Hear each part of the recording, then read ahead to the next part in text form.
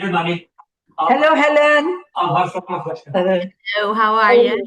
I'm sorry, we just had a session, and unfortunately, we were not bright enough to have another account. No problem, don't worry. When you're doing a couple of things, and there are some things bound to, we didn't figure, and most of the sessions have had a gap.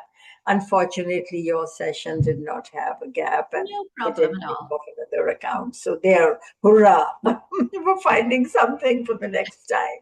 But thank you so much, Helen. I'm going to introduce you to Mavish. You can see her right there, Mavish Raza, and she's going to introduce you and start your session while I'll quietly mute out, but listen to what you have to say, because I'm sure this is one of the most powerful sessions that we are going to conduct, and it's a new addition to our research methodology course, and I think an area that has not been much explored. So we are very, very excited to have you. So over to you, Mavish. Helen is all yours. Thank you Thank so you. much, and welcome, Helen. Thank So the you. format of this webinar is going to be like, we are going to play a short video, only 4 minutes long, to introduce this course. And after that, my colleague Gohar is going to take us through the netiquettes for this session. And then, of course, we'll leave the floor to you. But before I ask Gohar to play that video for the audience, I'd like to introduce our resource person. You have heard her name, Dr. Helen Beckett. Welcome, Dr. Helen Beckett. She is the Professor of Social Policy and Social Work at the Connect Center for International Research on Interpersonal Violence and Harm at University of Central Lancashire, UK. She has a PhD in anthropography of youth homelessness from the Queen's University of Belfast. She's an experienced researcher and policy analyst specializing in sexual violence, abuse, child protection, and children's rights. And today's session is dedicated to ensuring researchers' well-being. We as researchers also need to be mindful of our own well-being to produce high-quality research. We were talking about some aspects related to the researchers' individual well-being in our previous webinar, where experts had shared tips to to grow stronger as a researcher. And one of the tips that emerged is how to keep a balance between regular life and research, how to break the researcher's block, the writer's block, and how to overcome these issues through developing habits and fostering your own personal well-being. So thank you so much, Helen. Again, I'm looking forward to your session. Before we leave the floor for you, I would request Gohar to take us through the netiquettes and run the video very quickly. Yeah, thank you.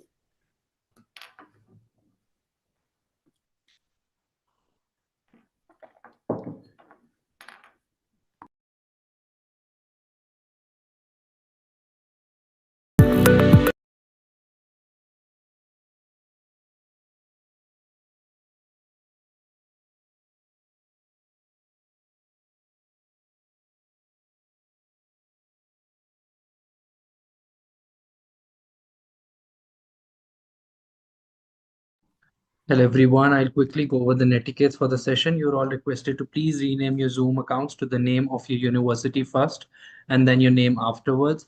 Regardless you're joining through YouTube or through Zoom, please make sure that you add your credentials to the certificate form, because this is the only way we'll be sharing the certificates for the session.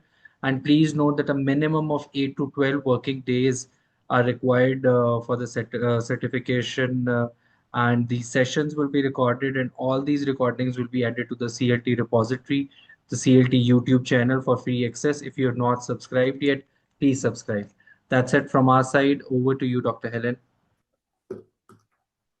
Thank you very much. It's really lovely to be here with you today and to take some time to think about researcher well-being. I'm just going to check and see if I can share my slides. I'm not used to Zoom, so give me 1 second, and if not, I will ask you to share it if there's a problem with me doing it.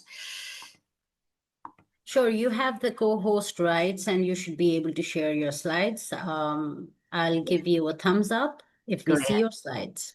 Yeah, we do see your screen. You just have to enter the slideshow mode. Is that it now? Is it on the slideshow mode now?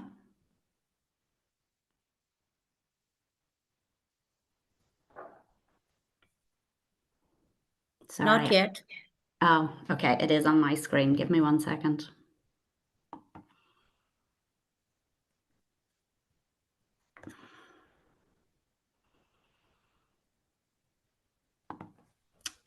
I wonder if it's easier. Do you have the slides to hand to share? Sorry, I know we didn't get a chance to check it. I'm not used to Zoom. We could see your slides, and there on the bottom right corner, you can run the slideshow. So we could Yeah, see. but it's coming up as running for me, but not for you. Can you still can you see the slides okay if I do it the way that you could see it there? Yeah, let's Are just they? go with Yeah. let's just go with that then.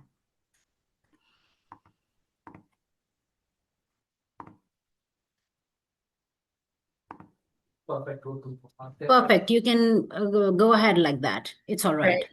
Great. Well, it's really lovely to have some time to think about researcher wellbeing with you today, and I'm delighted that you've introduced this new element to the course because it's such an important part of our work that we very often forget about. So I suppose just wanted to briefly run through the plan for today. We're particularly focusing on thinking about our well-being as researchers, our mental and emotional health, when we're engaging with sensitive or emotionally challenging topics. And although I've titled this Researcher Wellbeing, this also applies to the broader research community, so to people who manage, supervise, transcribe, arrange things. It's really important that we think about everybody's well-being when we're thinking about this. And what I want to do today really is think a little bit about the ways in which our health can be impacted, but also then how can we support this at an individual level, at a team level, and in our institutions.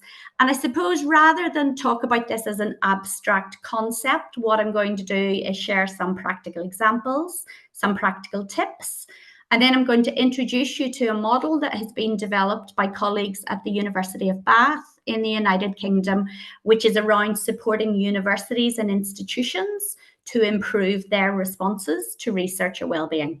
And then we'll have a little bit of time for reflections and questions at the end.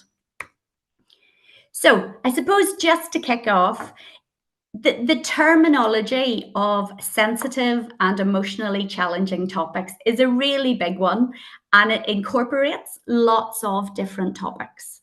And what is experienced as sensitive or emotionally challenging is different for all of us. It's impacted by our experiences and what we bring to the work. So when we're thinking about this, we never define it. We never say, here's a list of topics that are emotionally challenging or sensitive, but we recognize that it's about how the topic is experienced by the person who's working on it. So it's really important to remember that this means different things to different people. And what I'm going to do today is draw on my experience. I've been conducting research or involving children and young people in research for over 25 years now, around issues of abuse, disadvantage, and discrimination. And certainly have had my own well-being impacted as part of working in this field for so long. But I also, both in my current university and my previous university, run a research centre of people who are working on interpersonal violence and abuse. So I also come at it from the perspective of thinking about how do we support other people who are working on this, as well as thinking about our own well-being.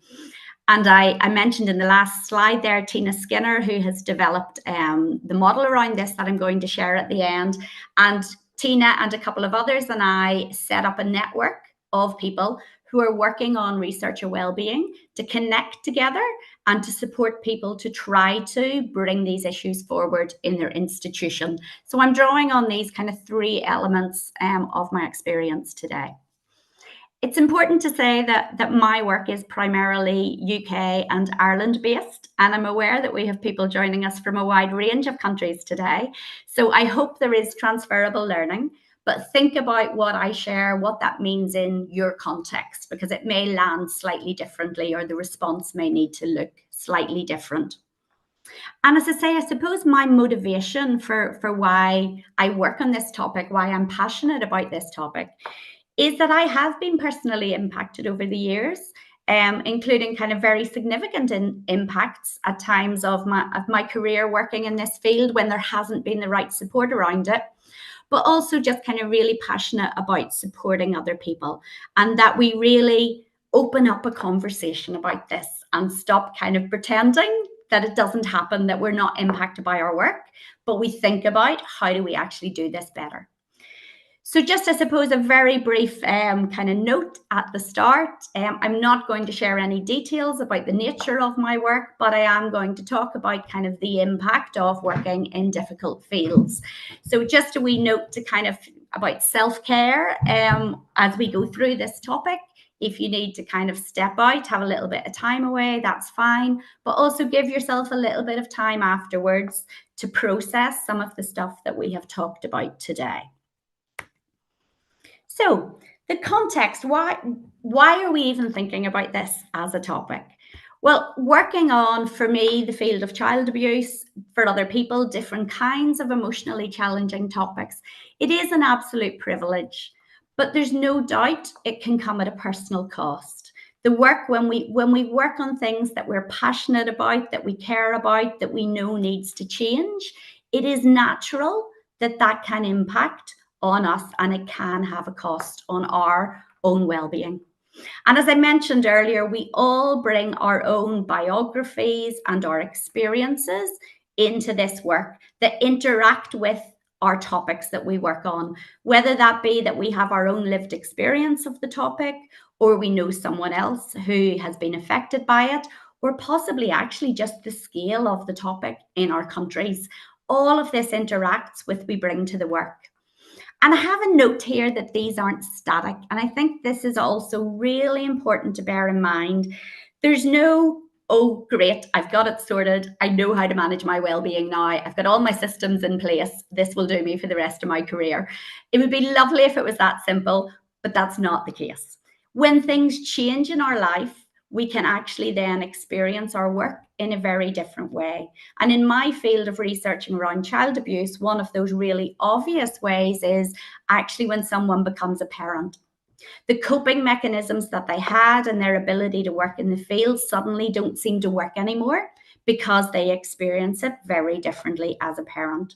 So it's being aware that as our life changes, as things change, we need to just keep on top of how does this impact us and what support do we need. And even though if we look at the work that I'm sure lots of you are doing and lots of other people are doing, we are hearing really traumatic accounts of really difficult experiences that people have gone through. And we hear that and we hold it. But actually, as researchers, we often don't have anywhere to go with it. And other roles like counsellors, or in the UK. Dr. Beckett, I'm really sorry to interrupt, but your slides are not moving on the screen, even without the slideshow mode. I think you're going ahead in your presentation, but we can just see the title slide.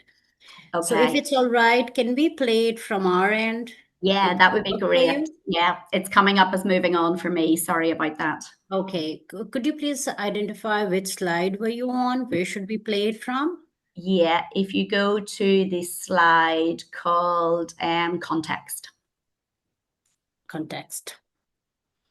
There we are. Thank you so much. Carry on. No problem. Sorry about that.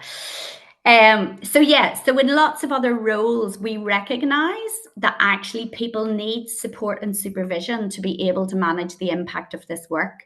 But it's very rare that anybody thinks about this in the context of research. If we could just go to the next slide then, please. And there is, of course, some transferable learning from working around kind of emotionally challenging topics in other fields. But actually, I think the research experience is quite unique, and some of the challenges that we face as researchers are quite unique. So for example, in our research, we aren't there going on a journey with someone like we might be if we were engaging with them as a counsellor, where they come, they start in a difficult place, but we're able to go on a journey with them and we're able to see them end up in a different place. Sometimes our research encounters, we only see someone once or a couple of times, and we maybe just hear about the worst of something, and we don't actually see them go on kind of a healing or a restorative journey after that. And actually, it can be really difficult to know kind of that someone has kind of shared this really difficult stuff with you, that they've had this really difficult experience, and then to walk away and actually not know what happens afterwards. How are they 6 months later? How has their life panned out? We don't get to see these things. And I think one of the other real challenges that's quite unique to research is our role as researchers is not to challenge what someone says, it's to understand their perspectives about stuff. And so about 15 years ago, I did a piece of research on gang-associated sexual violence. And I found that really difficult because I was hearing attitudes that were very offensive. And I really wanted to kind of go, I wanted to jump in and I wanted to say, oh, that's not how we should talk about women. That's not how we should do things. But that wasn't my role as a researcher. And if I had jumped in and done that, I wouldn't have heard all the other stuff they went on to tell me, which was really important for me to understand what was lying beneath those attitudes, to try to think about how we can change those attitudes. So it's this really quite unique tension in research where we can hear things, we have to just kind of take them in, and then we walk away and we don't know what's happened. So it's so important that we think about how do we support ourselves, our teams, our colleagues when we're working on this. And although there's lots of kind of one-line references in ethical documents and things like that about the importance of researcher well-being, there's actually very little has been done on this until recent years. And it's only kind of the last, particularly 3 to 5 years, that people have really started to grapple with this. But we've still a long way to go. And what we actually see is that a lot of the momentum around the importance of thinking about our well-being as researchers is coming from the ground up. It's coming from researchers who are saying this work has an impact and we need to have change. So what we want is we want to build that momentum of raising kind of this challenge, but we want institutions, funders, organizations to come on board and take responsibility for supporting us around this. Okay, next slide, please.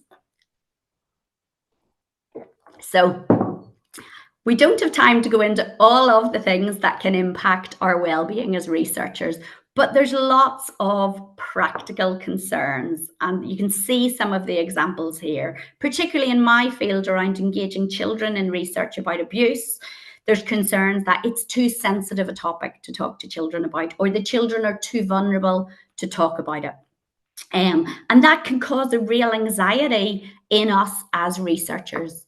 You know, we can be worried about our performance. Have I said the wrong thing? That was really insensitive. Lots of things that can really weigh on us.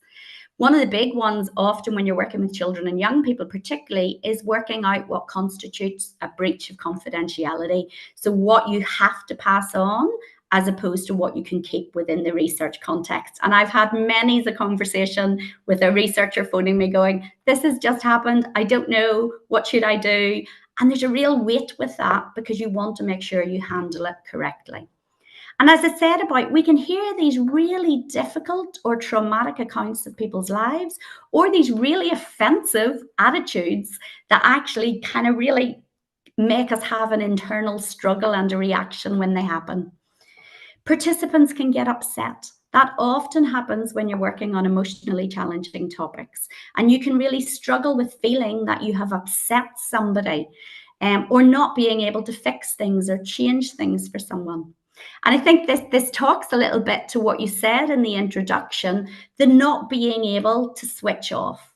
The number of times over my career when I wake at night thinking about the participant that I've met that day. Or 3 weeks later, it randomly comes into my head again in the middle of the night. So if we don't have opportunities to process this, we can really struggle to kind of find boundaries and find a way to switch off and maintain that really important balance of our work is important, we're passionate about it, we want to do it, but we are important as well as individuals, and we need to kind of be supported and sustained to work in difficult fields. Next slide, please. Great. So I don't want to spend too long on the detail of this, but suffice to say, this growing body of attention to this over the last 3 to 5 years, there have been lots of small-scale studies, but that keep telling us the same things, that researchers end up completely burnt out. They can have secondary or vicarious trauma, and by that I mean trauma as a result of being exposed to somebody else's trauma. Or for people who have lived experience of what they're researching, we can end up re-traumatized, some of our own experience being brought up again by what we're researching in the field. And there's lots of practical impacts that have been documented in research around this. Really negative emotions or distressing thoughts, and those circular thoughts sometimes that we just can't get out of our heads. Avoiding things that actually then we associate with uncomfortable feelings or distress. And that can sometimes even mean avoiding kind of really healthy parts of our life, but because we've got some association with, I did a really difficult interview. I went and met my friend that night. I now associate meeting my friend with how I felt around that. So it can really ripple into lots of parts of our life. We can end up disconnected from important people, from family, from friends, from ourselves, from our own emotions. We can end up with a changed worldview, particularly in my field around child abuse and interpersonal and gender-based violence. We can see danger everywhere. We can think that the world is, we can solely view it through a negative lens and miss the other things that are also true. And we can actually relive other people's experiences. So the difficult traumatic accounts that we've heard, we can feel as if we're going through that ourselves, and understandably can feel completely overwhelmed by our work. I imagine many of us have had that experience at some time. And it can also have, as well as these kind of more kind of mental and emotional well-being impacts, it can really impact our physical health. I'm not sure how much you know about this, but there's a big body of research around the connection between the mind and body, and how when we don't process trauma, it gets stored in our bodies physically, and actually we can experience it as physical pain, as illness, of lots of other things. And also the research shows that it has a real impact on our careers. People can end up kind of leaving a career because it's just too difficult. And this is the important bit, it's too difficult in the absence of appropriate support. Not that it's too difficult full stop, but that without the right support, it's too difficult. And the research shows people end up leaving careers, totally changing fields, because it isn't sustainable in the absence of support. Next slide, please. So the research suggests that actually these impacts are kind of more acutely experienced by some researchers compared to others. The slide hasn't moved on for me there, if you could. Yeah, perfect. So the research would say, particularly if you're newer to the field, so doctoral research students, early career research students, that actually they can experience these impacts really acutely. Also, those with lived experience, either of what they're working on or an associated type, for example, of violence or harm, it can mean that we experience these things more acutely. But the really important thing to bear in mind here is it is absolutely not just restricted to early career researchers or those with lived experience. The research shows that all of us, across all stages of our careers, across a wide range of subject areas, across a wide range of methodologies, experience these negative impacts on our mental, emotional, and physical well-being as a result of our work. And in fact, it can actually have a cumulative impact over time in the absence of appropriate support. So sometimes those of us who've been working in the field longer may actually be even more impacted because it's building on all of the previous experiences of not having had the appropriate support. And as I say, you know, it's across a whole range of methodologies. I talk about doing interviews because a lot of my work is qualitative, but I remember someone sharing when I was presenting who did just solely quantitative work and worked with really big data sets. But so they didn't see the detail of any abuse, but they were completely floored by just constant exposure to the scale of the problem. So there are different ways in which this can impact us. And actually, one of the things we very often forget about is it also can really impact us during analysis and reporting. And in fact, I find that kind of analysis stage that I find that more difficult than when I am out doing field work. Because when I'm doing field work, I'm focusing on the child in front of me. I can see the person, I'm worrying about their well-being. So I'm managing the impact on me. But then when I sit later on, and I see in black and white in front of me on my screen the account of what they've just told me, that can sometimes really floor me.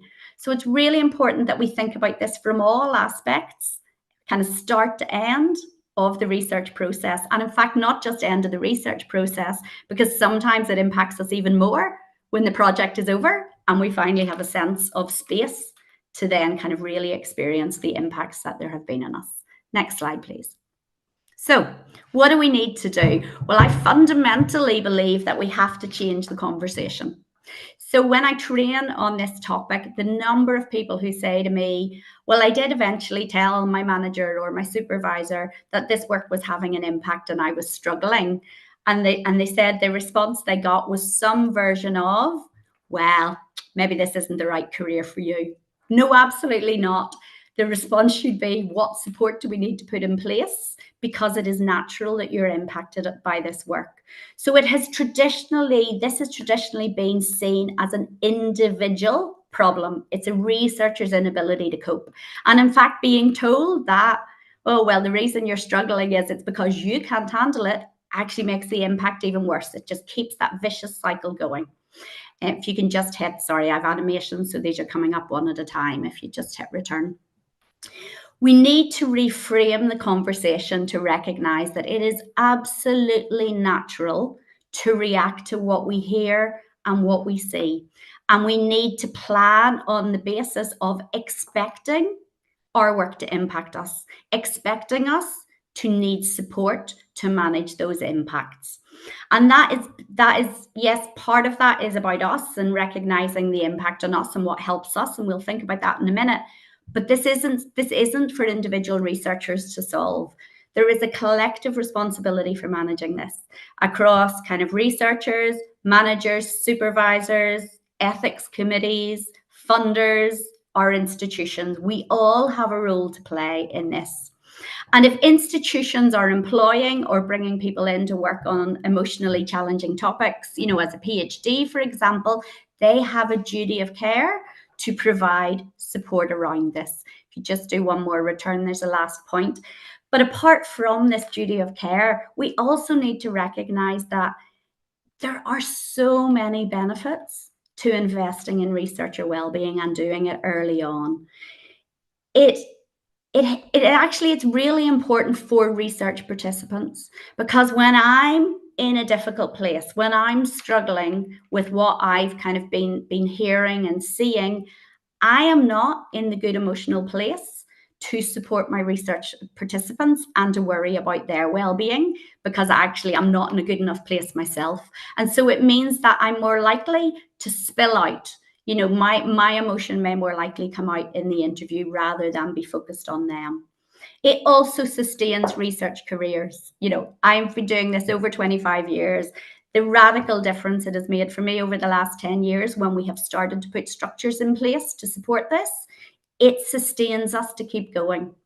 And it also just really supports a kind of a healthy and vibrant research culture where we research important things and we support each other to do that well and to make a difference around really important issues. Next slide there, please. So how do we start? Well, if you feel able, start the conversation. This is why I do things like this. It is so, and it's why it's wonderful you have this session. Let's start the conversation. Let's recognize that this happens, and let's lead by example about sharing that.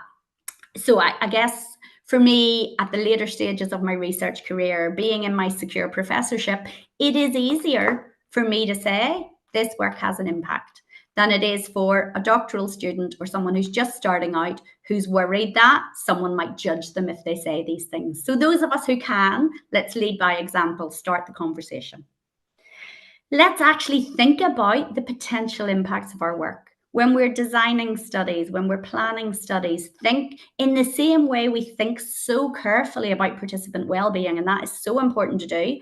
Let's have a parallel process where we actually think about, how might this impact me? When might this impact me? What support might I need?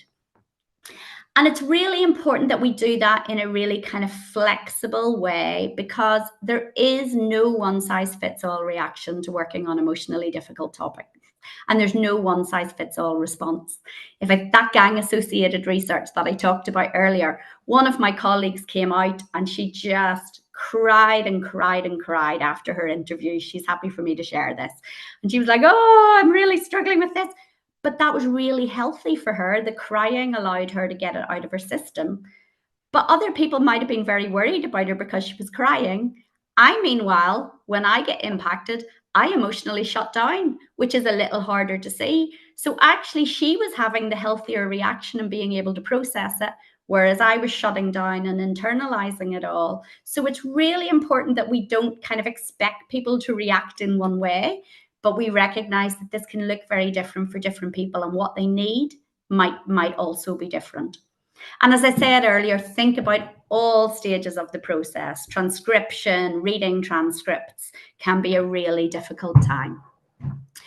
And it is really important to prepare. And it is really important to say, I actually think that I might find doing an interview particularly difficult. I'd rather do a focus group with someone else there who's happy, who can manage it with me. So you can do some of that predicting. But it's also really important to recognize that sometimes things just completely come from left field and floor you, no matter how much preparation you've done. And it's often not the thing you expect. So a practical example on an earlier piece of research I did around children's experiences of sexual exploitation, I was reading kind of social care case files.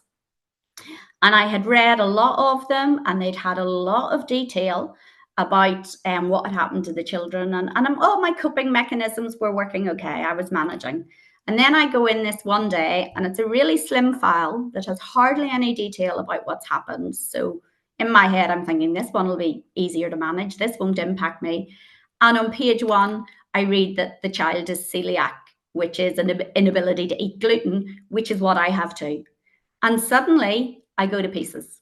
So my usual coping mechanisms completely went because something caught me off guard that I wasn't expecting. And suddenly it felt much more real because there was that association of something totally different, food related, in my life. So we need to plan as best we can, try to anticipate our reactions, but also know that sometimes we'll be completely caught off guard. And that's where we're going to think about the importance of the support structures that are there for us when that happens. If we can just go to the next slide.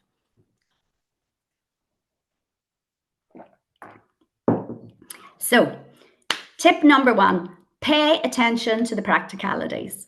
It is so much easier to manage the impact and the emotion of our work when we're not worrying about performance or practicalities. So even now, over 25 years into doing research with children and young people, I practice on every project. As a team, we practice doing our interviews. We scenario plan. One of us will kind of practice getting upset so we can see how we respond. So do that practicing with your colleagues so you're feeling less kind of exposed and unprepared when you're out in the field. Practically think about the scheduling of your work. How many interviews you're doing in a day. Not ending one and going straight into the next when you've no time to process it in between, allowing for travel delays so you're not running completely stressed to arrive in to meet with someone, building in downtime. Think about these practical things and think about just these little moments you can give yourself in the middle of them. And really importantly, plan time to process afterwards. One of the things we introduced at my last research centre, which we all found so helpful, is emotional debriefs at the end of a day of fieldwork, or it could be at the end of a day of transcription or analysis. And that's literally, say I'm out doing interviews, there is another member of staff who knows I'm there, who's on call, and who is expecting me to check in at the end of the day with them. Not just to say I'm physically safe home, those things we think about, but to just, they'll go, how you doing after the day's work? And we don't share the detail because we want to obviously honour participants' contributions. But it is an opportunity to just say, yeah, do you know what? Actually, I had one interview this afternoon that I just can't get it out of my head. It's going round in a loop. So it's that space, build it in actively, that space to have a space to process the impact of your work, the impact of, oh, I just had to walk away from the transcription. It just was getting too much for me. So plan in that time that we have that support. And also make sure when you are, for example, doing fieldwork with participants, make sure there's support for them, because that leaving them if they've got upset or actually not knowing what's happened, it's really helped by knowing there is someone else picking that up. It helps you get those boundaries and know that there is somebody else there caring for them. You can focus on what you need as well. And I have here, remember your limitations. When we're in as researchers, we're not there as counsellors or therapists. So where you can, partner with other people who know your participants, who can provide that wraparound support. Okay, next slide, please. So very briefly at the couple of levels. At an individual level, we can't expect our managers, supervisors, institutions, to do all of this when we don't kind of give them what they need to be able to support us.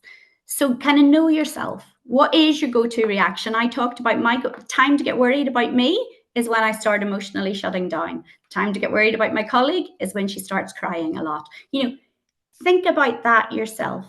Who is there in your life that knows you well enough to note your concerns? My husband will notice before I do that actually, oh, hold on, you might be needing a little bit of a break or a little bit of support around this, because sometimes others can see it before we do.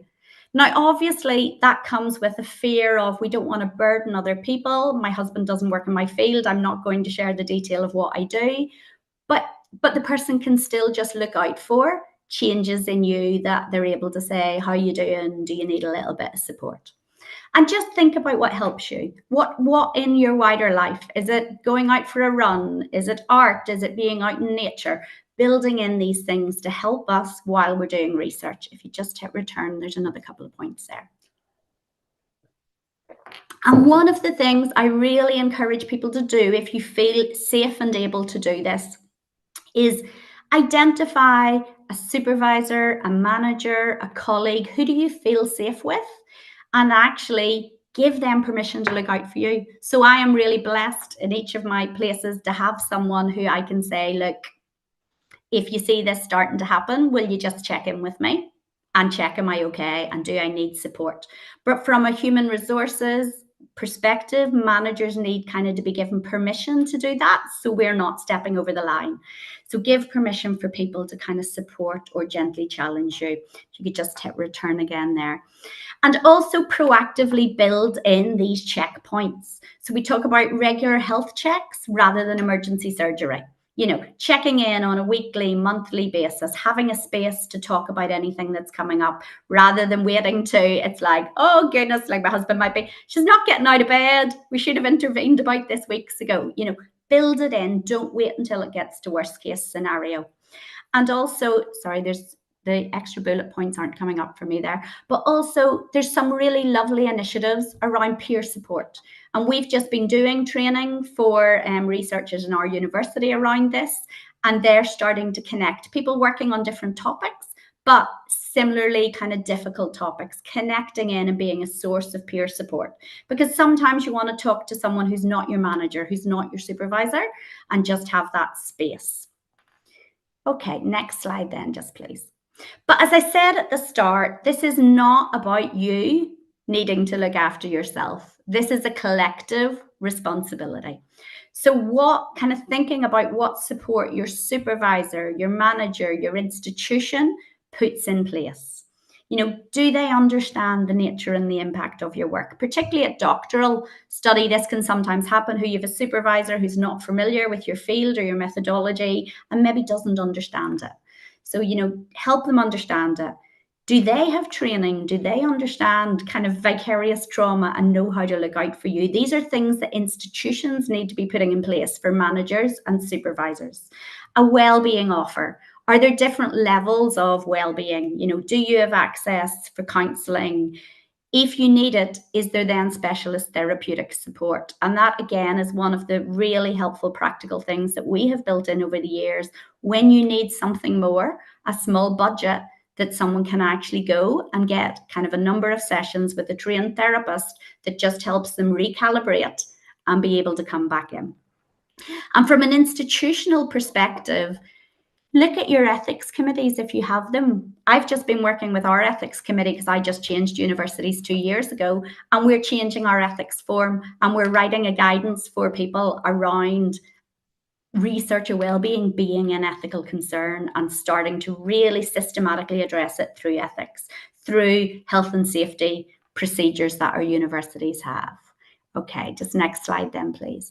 So I suppose just to kind of wrap up a little bit about how do we think about these things, a really helpful kind of measure for me is there's real lessons, there's real parallels from how we think about participant well-being to how we think about ours. So that all those things you think about, choice on how to engage, breaks, diversions, being conscious of the difficulty of the ask, the importance of endings, wraparound support, these things also apply to us as researchers. So as I said earlier on, when you're thinking about participant well-being, have your parallel notes and think about our well-being and what we can do around that. Make sure that if you're managing or supervising anybody, that you're giving them a heads up that this work might have an impact on them. Sorry, if we could just go back a slide. So you're preparing them for the potential impacts of the work. Again, I often train on this, and people will say, particularly doctoral students, nobody has ever even talked to me about this. No one has said to me my work might have an impact. And that knowledge and equipping and empowering is a really important part of the process of being prepared to manage it. I talked about having experienced colleagues or supervisors on call during field work, making sure you get that debriefing that you need, looking at other options. We've talked about peer support. One of the things, practical things I find really helps me is I kind of write notes, fieldwork notes at the end of it, which are a bit like, how did I find that? What impact? Did I struggle with it? Just a writing out can help you process emotions as well. And as I said, the importance then of an active specialist support offer when you need more than peer and perhaps kind of institutional counselling support.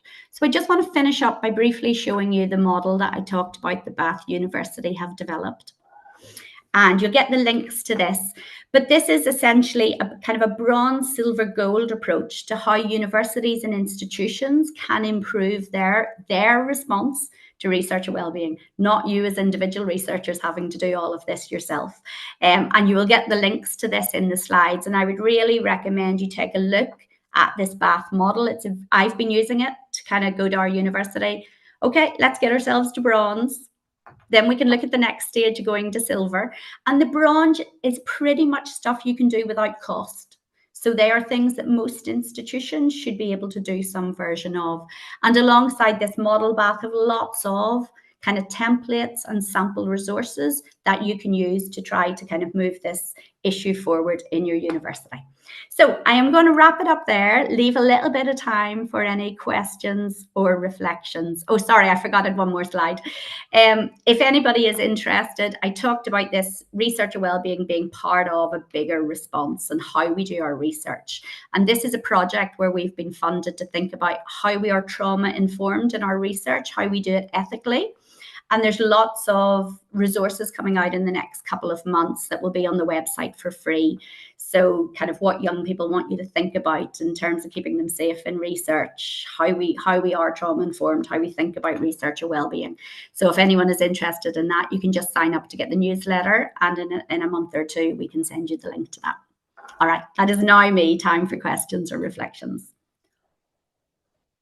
Thank you so much, Dr. Helen. This was really comprehensive and insightful for our audience. We have received massive appreciation in the comments and in the meeting chat.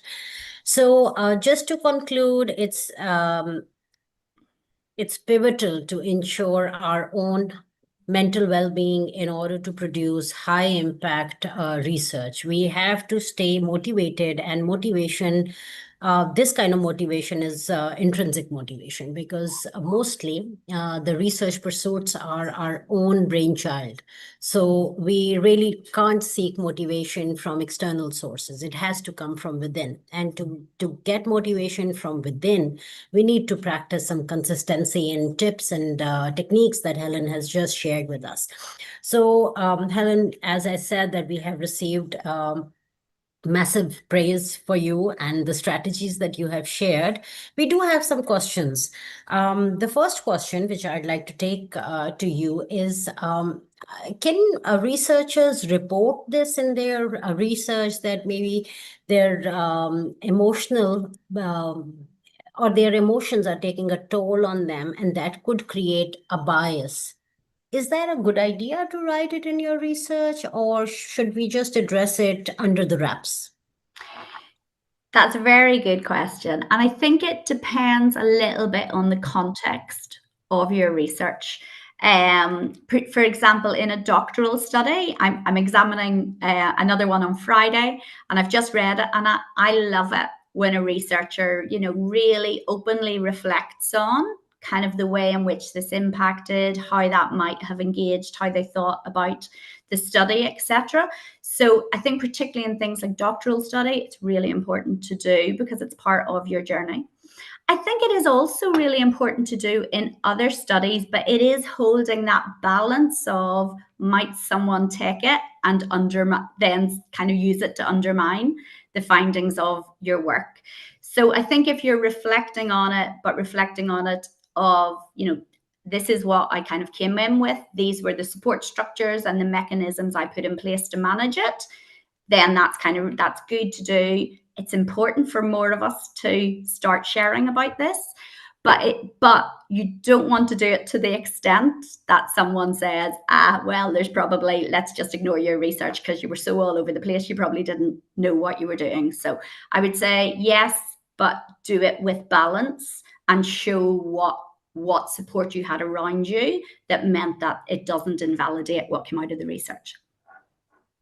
Thank you so much. We have a range of questions asking about how should researchers decide that it's now time to detach from the research, because we time and again say that you have to, create that gap between the research and yourself. If you have a writer's block and if you are not able to produce quality work. So we have questions where people are asking if there are any strategies to decide when is a good time to take a break. Yeah. I mean, I think that is very different for everyone. We all have different thresholds of what we can manage and when we need a break. And as I said at the start, that can also change over our careers. So, there have been, and this is where the importance of knowing your own reactions and knowing kind of the very early signs. Because for me, there was a point a number of years ago where I was like, I actually need to step back from kind of doing field work around this. It's a little difficult for me, and created that space and then felt able to come back in. But that would have looked very different for someone else.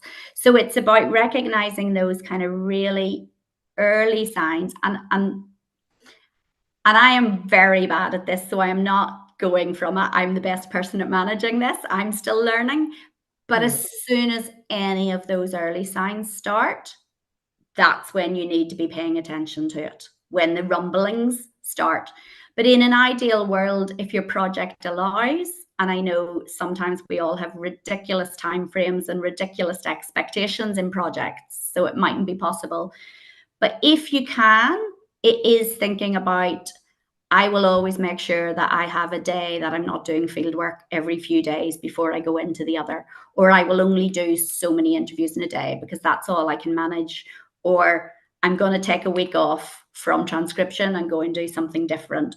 But I know the reality is that in a lot of projects, that's very difficult to do. So it is about just those very early signs. And as I said, giving someone permission to check in on you and see how you're doing. And the access to kind of clinical supervision, specialist support that I was talking about, also, if there is the option to do something like that early on, you don't need to be in crisis point to do that. And on some projects where we've been able to get funding for it, we've brought someone in to do kind of with specialist expertise to do prep sessions with us. So before we start having the reactions, to equip us to think about ways in which we can deal with the reactions when they start to come. But I wish I could say, here's an easy template, but it very much differs for every person. And for me, it's actually different on every project as well. Absolutely, I agree with you. It's something subjective. We all recognize our threshold ourselves. When you think that you're reaching that point, just take a break. And break can also mean different for different people. For some people, break can be a few hours of break from their research engagement, and for some people, depending on the urgency of product required from your research project, it can also stretch over a period of days. And this is where retreats come in. That's why researchers' retreats is a new thing, that they change your setting, they take you out of your context, put you in a context where you're surrounded by like-minded people. You don't have any distractions, and you're just supposed to write or do your thing as a researcher. Yeah. We have some more questions relevant to keeping the balance in terms of responsibility allocation. You did mention that we as researchers should nominate someone to run periodic checks on us. But what about the institutional support? Many people have posted that how should they cater to a low institutional support, which does not, which is not mindful of keeping a balance for the researchers.